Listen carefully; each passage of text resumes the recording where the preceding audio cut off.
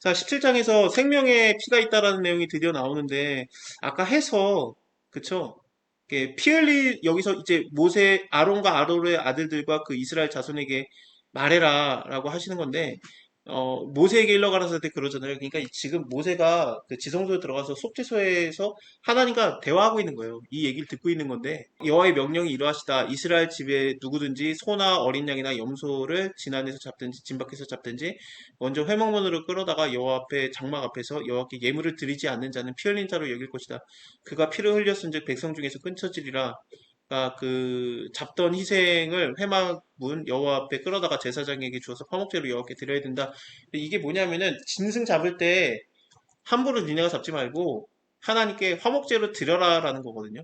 짐승을 잡으면 뭐가 되는 거냐면 그러면 하나님께서 어차피 인간은 안 먹는 부분이죠. 그 내장 지방 부분하고 콩팥 부분을 하나님께 태워드리고 하나님께 그걸 받으시는 거고, 그 다음에 제사장은 흔든 가슴과 그리고 들어드린 뒷다리를 먹으니까 그거는 제사장 부위고, 그러니까 그 가슴살하고 뒷다리살. 나머지 고기는 그 희생을 드린 자의 것이에요. 그러니까 같이 먹어라요, 같이. 그러니까 음식 먹을 때 그 짐승 잡을 때 네가 그 하나님과 제사장과 너가 같이 먹어라 라는 걸 하는 거죠. 이거가 확장되는 게 19장이에요. 그래서 이제 이웃사랑에 대한 개념이 점점 나오거든요. 그러니까 너만 먹는 게 아니다. 네가 먹는 거는 이웃한테도 좀 나눠주고 같이 먹는 거다. 근데 그것이 무엇이냐? 곧 하나님께 드린 거다. 그러니까 하나님 사랑, 이웃 사랑이 되면서 이게 19장에서 이게 많이 드리는 게 아니라 그럼 내가 무조건 뭐 고기 먹고 싶으면 무조건 이렇게 같이 먹어야 되냐, 제사장한테 많이 줘야 되냐, 그게 아니라 가슴 부분과 그 뒷다리살이니까 제사장이 먹는 것도 딱히 그렇게 맛있는 부분은 아니에요. 그렇죠? 그러니까 갈비 부분하고 그 꽃등심 부분 그 티, 안심 등심 뭐 그 안창살 뭐 다 그 예배 잡고요. 그러니까 좀 그냥 니도 잘 안 먹는 거 내놔라 그거죠. 그러니까 얘 이삭을 자를 때 밑단까지 자르지 말고 좀 남겨둬라 그런 얘기예요. 그러니까 네가 다 먹지 말고 좀 부스러기 좀 주고 그러자 그런 그게 이웃 사랑이고 하나님 사랑이다 그런 게 이 19장에서 나올 거에 대한 거에서 17장에서는 좀 더 제사적인 걸로 개념을 주시는 건데 잡을 거면은 일단 하나님께로 갖고 와가지고 잡아라 그래서 화목제물이 되게 해라 라는 거죠. 너네가 전에 음란히 섬기던 순년소에게 다시 제사하지 말아라 이것이 너희들이 영원한 규례라고 하는데 이게 뭐냐면 전에 순념소를 우상으로 섬겼던 것 같아요. 염소 자체를 섬긴 게 아니라 죽은 염소 우상을 얘기하는 것 같은데 이게 그거 같습니다. 왜냐하면은 이 역대하인가? 예, 맞아요. 역대하 11장 15절에서 여로보암이 여러 산당과 순념소 우상과라고 그런 단어가 있어요. 그래서 그 우상으로 그 사용되던 게 순념소거든요. 죽은 염소겠죠. 그걸 우상으로 섬겼던 건데 그거 하지 말아라. 나는 그런 하나님 아니다라는 걸로 보여주시는 겁니다. 그 이스라엘 집사람이라든지 우고하는 타국인이 번제나 희생을 드리되 회막문에 가져다가 여호와께 드리지 아니하면 백성 중에서 끊쳐질 것이다. 이건 이스라엘 사람들만 하는 게 아니라 하나님의 말씀을 들은 이방인들도 다 해야 되는 제도입니다. 이스라엘 집사람이나 그 중에 우고하는 타국인 중에 어떤 피든지 먹는 자가 있으면 내가 그 피를 먹는 사람에게 진노해서 그를 백성 중에서 끊쳐낼 것이다. 육체의 생명은 피에 있습니다. 레위기를 1장부터 끝장까지 본 다음에 이렇게 쭉쭉쭉 찾아 들어오면 가운데 부분이에요. 여기가 지금. 물론 딱 가운데 장은 아닌데 분량상 약간 그런 느낌이 있습니다. 그래서 이게 육체의 생명은 피에 있음이라가 레위기에서 가운데 딱 그 중심 구절입니다. 아까 말씀드린 것처럼 피의 생명이 있기 때문에 예수님이 내 살을 먹어라 내 피를 마셔라 그랬는데 피를 마셔라가 예수님의 생명을 마셔라고 생명을 마셔라는 뭐냐? 생수의 강이 흘러나리라. 그거는 성령을 얘기하는 거고 우리가 어떻게 성령을 마실 수 있는가? 왜냐면은 예수님이라는 반석에서 물이 흘러나오기 때문에 그렇습니다. 그 반석에서 흘러나오는 물 잠깐 얘기를 드릴게요. 마태복음 16장에서 시몬 베드로가 가로되 주는 그리스도시고 살아계신 하나님의 아들이시나입니다. 그랬더니 예수님이 가라사대 바요나 시몬아 그러니까 요한 정확하게 요한나인데 요한나의 아들 시몬아 너에게 복이 있도다. 이를 너에게 알게 한 것은 혈육이 아니고 하늘에 계신 내 아버지다. 내 하늘에 계신 아버지가 너에게 이것을 가르쳐 준 건데 그러니까 내가 너에게 이르노니 너는 베드로라. 이제서야 베드로의 이름이 게바에서 베드로가 되는 겁니다. 시몬에서 베드로가 되는 건데 그러니까 베드로가 반석이라는 이름이 뜻도 있으니까 내가 이 반석 위에 내 교회를 세우리니 은배 권세가 이기지 못하리라가 이 베드로 위에다가 교회를 세우는 거냐라고 굉장히 많이 오해를 하는데 그것도 뭐 매력적인 해석이라고 봐야 될 것 같긴 합니다만 근데 헬라어는 그럴 수가 없어요. 이게 같은 문장에 들어가거든요. 같은 문장에서는 그 주어는 동사가 성이 같아야 돼요. 그러니까 여기에서 베드로는 남자예요. 그렇죠? 남성 이름인데 여기에서 이 반석은 여성 명사입니다. 여성 명사면은 베드로랑 안 붙어요. 네, 붙을 수가 없어요. 이게 짝이 아니에요. 이거는 다른 걸 얘기하는 거예요. 그럼 이 반석은 뭐냐? 내가 이 반석 위에 내 교회를 세우리니 그러는데 이 내 교회도 여성형이고 이 반석도 여성형이고 그래요. 그러니까 교회랑 이 반석이 여성형으로 딱 맞아 떨어지는데 그럼 이 반석이 교회냐? 그거는 아니에요. 왜냐 반석 위에 교회를 세우니까. 이 반석이 뭐냐라는 건데 이 반석은 스가랴서를 보면은 스가랴서 4장에서 스룹바벨에게 하신 말씀이라 그러니까 여호와 하나님께서 말하시는 게 스룹바벨이 누구냐면은 바벨론에서 포로 귀환해가지고 1차적으로 온 사람들입니다. 이게 총독급으로 있었던 사람이 스룹바벨인데 그럼 이거를 스룹바벨 성전이라고 부르죠. 그때 이제 성전이 지어지니까 다시.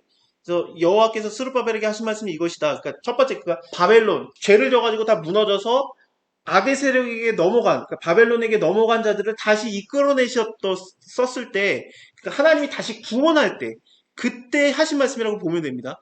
그때 뭘 말하냐면 여호와께서 말씀하시되 이는 힘도 아닌 능도 아닌 오직 성령으로 그거를 얘기하세요. 그 말씀이 뭐냐? 큰 산아 너가 무엇이냐? 네가 스룹바벨 앞에서 평지가 되리라.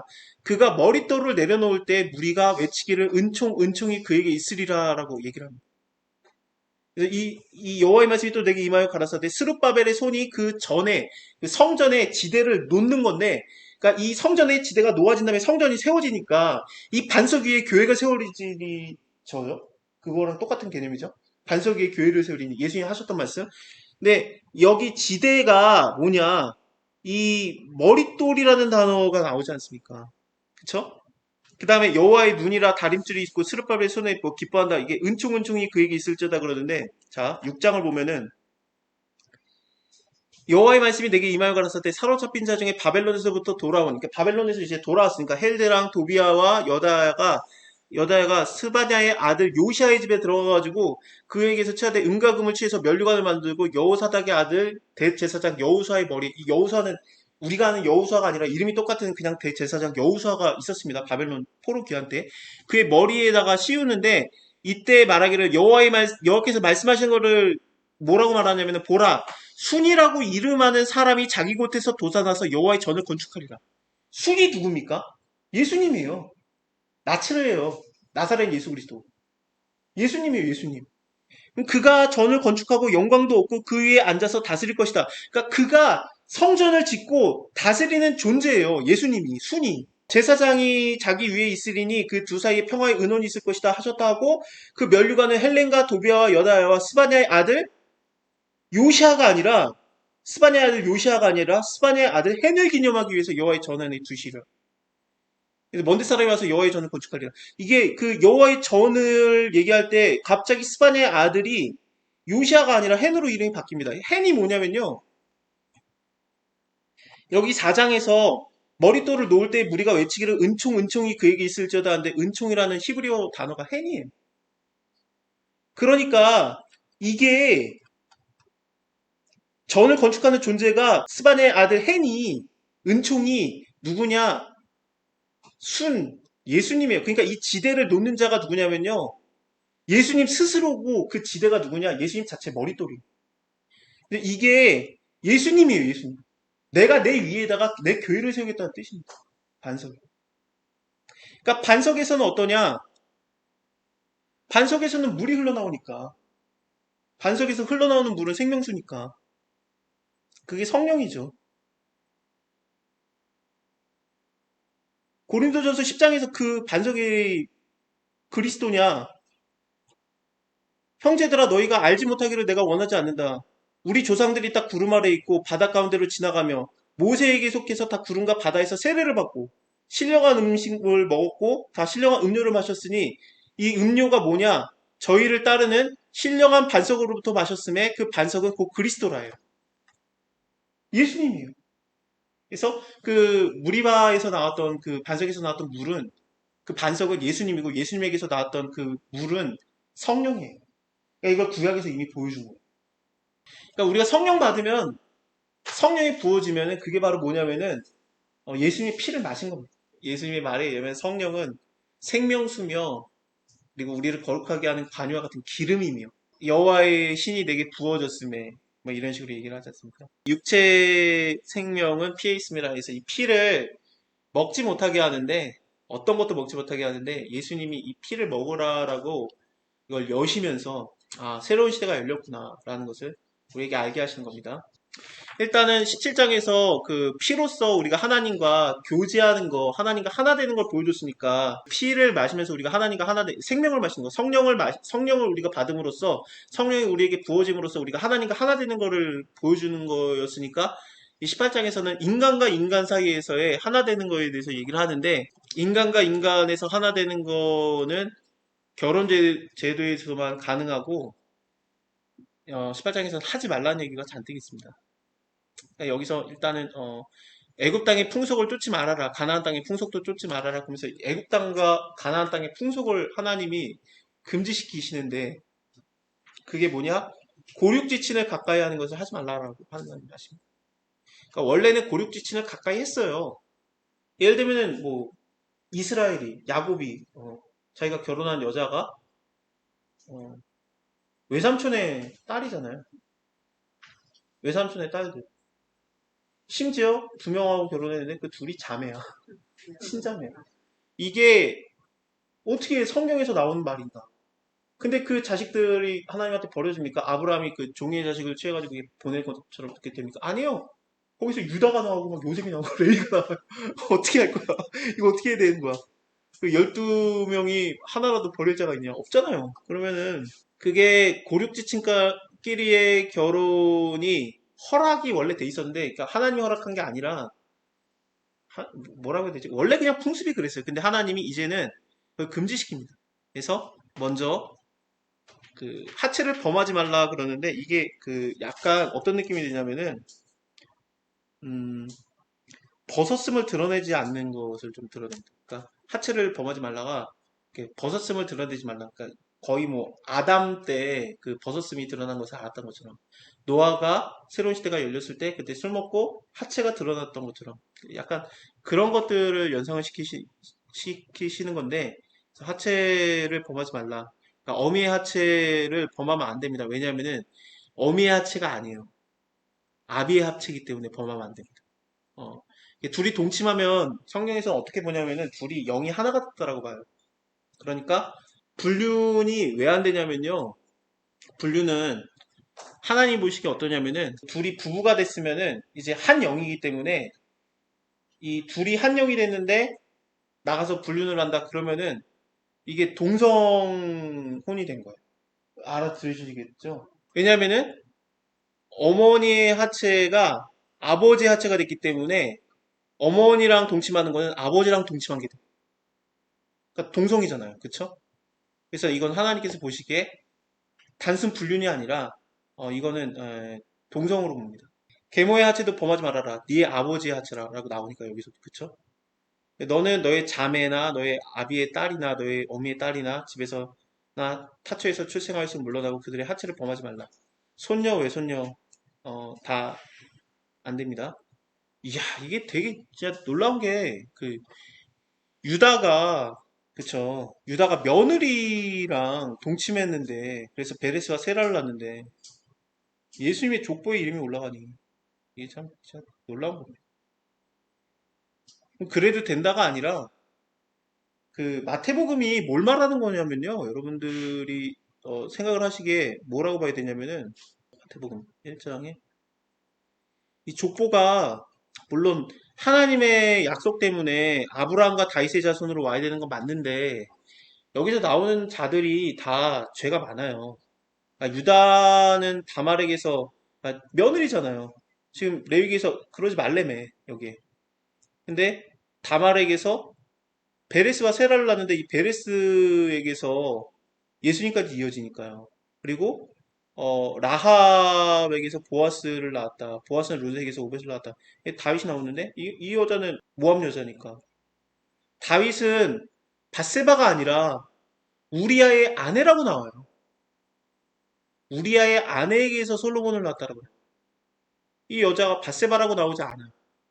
성경에서 처음에 다윗이 우리아의 아내 바세바를 취했을 때 우리아의 아내라고 나오다가 애 죽은 다음에 그 바세바가 임신했던 애가 죽고 다윗이 막 기도하고 막 그랬다가 이제 죽어버리잖아요, 애가. 그리고 나서 다시 동침한 다음에 솔로몬을 낳는데 솔로몬을 낳을 때 그때 우리아의 아내라고 안 나오고 그때 바세바라고 이름이 나와요. 그러니까 성경에서 처음에는 그 바세바를 우리아의 아내라고 봤다가 애가 죽은 다음에 솔로몬을 주실 때는 다윗의 아내로 봐주거든요. 근데 여기서는 그냥 남의 여자로 보는 거예요. 그냥. 그 말은 뭐냐면은 이 솔로몬 자체도 괜찮지 않다라는 얘기예요. 솔로몬이 그 1천번째 드릴 때 기본의 산당이 크므로 거기서 1천번째 드리잖아요. 산당에서 예배드렸어요. 불국사에서 쉽게 말하면. 그러니까 솔로몬은 우리가 너무 높게 보는데 솔로몬 진짜 잠언은 썼지만 별로죠. 그러니까 솔로몬을 그냥 하나님이 그냥 그냥 좋게 봐준 거지 그냥. 여기 뭐 아사 왕이라든지 뭐 여호사밧이라든지 아우 다 막 아우 뭐 우시야 뭐 여기 문둥병 발해가지고 죽었잖아. 뭐 아하스 히스기야 괜찮았습니까? 자기 하나님한테 죄진 다음에 뭐라고 합니까? 하나님이 다 멸망시킬 거다 그러니까 나 죽고 나서 멸망당하니까 나는 괜찮다 그러잖아요. 근데 우리가 아는 히스기야가 맞나? 히스기야가 수명을 연장받잖아요. 수명을 연장받으면 안 됐어요. 하나님 보시기에. 왜냐면은 히스기야가 수명을 연장받은 다음에 3년 차에 므낫세라는 아들을 낳아요. 걔가 히스기야 당왕이거든요. 걔 때문에 하나님이 마음을 먹어요. 유다를 멸망시켜야 되겠다. 너무 악해서. 그래가지고 하나님 입장에서는 얘 좀만 지나면 얘 므낫세 낳는데 하고 죽이시려고 한 거야. 야, 너 죽어야 되겠다 그랬더니 하나님 날 왜 죽입니까? 그래서 막 우니까 알았어 알았어. 그래서 하나님이 그냥 용서하셨는데 기회를 뭐랄까 더 두셨는데 그때 낳은 아들이 므낫세예요. 그래서 걔가 그냥 나라를 말아먹죠 그냥. 그래서 하나님이 유다는 안 되겠다. 내가 밀어버려야 되겠다. 그러고 나서 그 다음 왕이 요시아 왕입니다.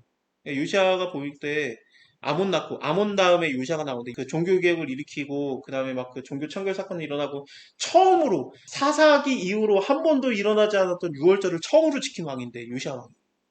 너무 예수님과 닮은 왕입니다. 이름 자체가 요시아야. 예시아, 요시아. 그 예수님이랑 이름이 똑같은 자예요. 여우수아 이름도 비슷해요. 그래가지고 얘가 39살에 그 갑자기 죽는 독자인데, 그러니까 예수님도 30살 때, 33살 때 갑자기 요절하시는 그거니까 독자고. 그러니까 예수님의 상징이에요. 얘가 찔려 죽는데 이자가 죽을 때 예레미야가 그 애가를 써서 슬퍼했다라고 이렇게 이런 식으로 표현이 되는데 거기에서 스가랴서 12장에서 나오죠. 우리가 스가랴서 지금 펴놨으니까 잠깐 봅시다. 거기에서 뭐라고 납니까? 요시아에 대한 얘기가 나와요. 여기서 어, 내가 다윗의 집과 예루살렘 거민의 집에 은총과 강구하는 심령을 부어주리니 성령이 부어지면은 뭐가 되느냐? 그들이 그 찌른 자를 바라보고 그를 위해서 애통하기를 독자를 위해서 애통하듯 하며 그를 위해서 통곡하기를 장자를 위해서 통곡하듯 하리로다. 이거 요시아 왕이 죽는 거에 대해서 슬퍼하는 노래거든요. 스가랴가 쓴 거거든요. 이게. 근데 사실은 이게 뭐냐? 예수님이 창에 찔렸을 때 이 구절이 인용이 돼요. 그래서 그가 그 찌른 자를 보리라. 이게 인용이 됩니다. 근데 그날에 예루살렘에 큰 애통이 있으리니 무기또 골짜기 하다드리몬에 있었던 고통과 같을 것이다. 왜냐하면은 요시아 왕이 무기또 골짜기에서 죽거든요. 근데 예수님이 예수님이 다시 오실 때 어떻게 됩니까? 무기또에서 일이 완성이 되잖아요. 무기또가 뭐냐면 거기에 정관사 무기또가 되면은 하 무기또가 돼요. 그게 뭐냐면 하 메기돈이에요. 아마겟돈이에요. 아마겟돈. 그러니까 이게 예수님과 연결이 되는 존재거든요. 이 자체가. 그래서 이제 애통하는데 다윗 족속이 따로하고 그의 아내도 따로하고. 그러니까 내가 믿으면은 내가 하나님을 위해서 애통하고 내 가족이 다 같이 애통하는 게 아니라 내가 하나님 예수 그리스도의 죽음을 인해서 애통하는 거 따로하고 내 아내도 따로 구원받아야 돼. 나단의 족속이 따로하고 그의 아내도 따로하면 이 나단이 누구냐면요. 다윗의 아들이에요. 아들 중에 이름이 나단이 하나가 있습니다. 그러니까 다윗이 구원받았다고 그 아들을 저절로 구원받는 거 아니에요. 하나님 다 각자가 다 따로 레위가 따로 하고 그의 아들을 따로 하고 시므이가 따로 하고 그의 아들 따로 레위의 아들 중에 시므이가 있습니다. 그러니까 내 아버지가 믿으니까 나는 저절로 구원받겠지 그런 거 없어요. 그러니까 이게 얘기가 되는데 여기서 그 찌른 자를 바라보리라 그가 위해서 애통하기를 독자를 위해서 애통하리로다 그러는데 이게 요한계시록에서 보면은 그게 누구냐 찌른 자를 보리라가 볼지어다 그러니까 요한계시록 1장입니다. 볼지어다 구름 타고 오시리라 각인의 눈이 그를 보겠고 그를 찌른 자들도 볼 터이요. 땅에 있는 모든 족속이 그를 인해서 애곡하리니 그러하리라 아멘. 스가랴서에 독자를 위해서 애통하며 그를 그 찌른 자를 바라보고 애통한다. 따로 애통한다 그러죠. 다시 말씀드리면 뭐냐면은 성령을 받으면 다윗의 집과 예루살렘 거민의 은총과 강구한 심령이 부어지면 성령을 받으면은